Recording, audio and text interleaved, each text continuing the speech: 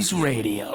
Because it's one of those things where, like, high school was, like, terrible, you know what I mean? Like, most people didn't like it. Right. It felt tedious and incredibly, like, there's a lot of weird social triggers that, you know what I mean, like, go bad all the time. Right.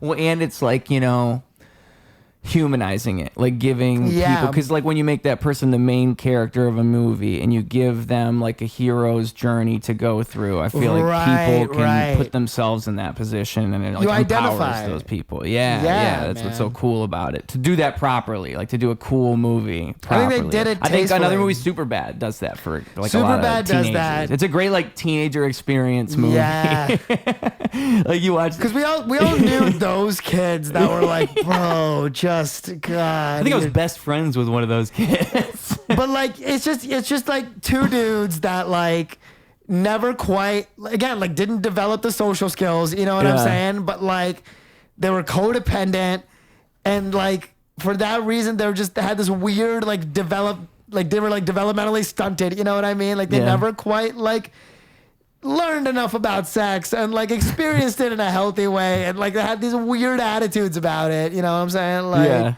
and honestly, I don't know, now it's like watching it is like, it feels like predatory as fuck, dude. Like I rewatched Superbad, like I put it on like a couple of years ago, and it was just like, oh my God, like I don't know if I'm like allowed to watch this anymore. Do you think they'd make it?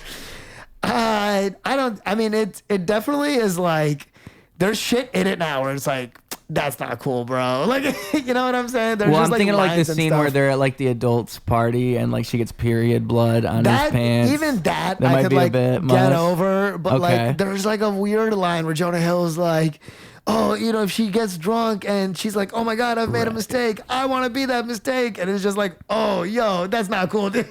Was that when he's talking to him on the football field? Or he's like, and they're like plotting this thing where they're like gonna like get girls drunk, like that's the whole movie revolves around a party and getting girls drunk. Yeah, dude. And it just, I remember just being like, oh, I don't know. That's why I wonder, that's like, could you still do not it? Cool. That is kind of like the whole thing. Yeah, man. So like but the way the movie ends does kind of justify it, because in the end he learns that wasn't the right thing to do, and the girl would have liked him either way, and he didn't have to do all that. They come back around, and she doesn't like him, right? Where she's like, well, you're drunk. He gets too drunk. Yeah, and she's like, I'm not drunk. But she likes him afterwards, and so it's all okay.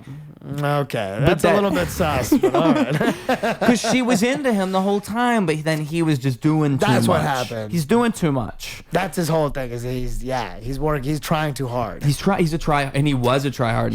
That was the character, right? So maybe that's the way. Maybe you just make that person like the anti-hero. Maybe that's the only way. It's still hard to root for a guy whose plan is like, I'm gonna get this girl drunk and then have sex with her. It's like, well, you're gonna do what, dude? Like, if one of my friends said that, I'd be like, you gotta do a different thing. Been too long, I don't think I could face it. In the corner with my mask on. What's the story? It did do no good to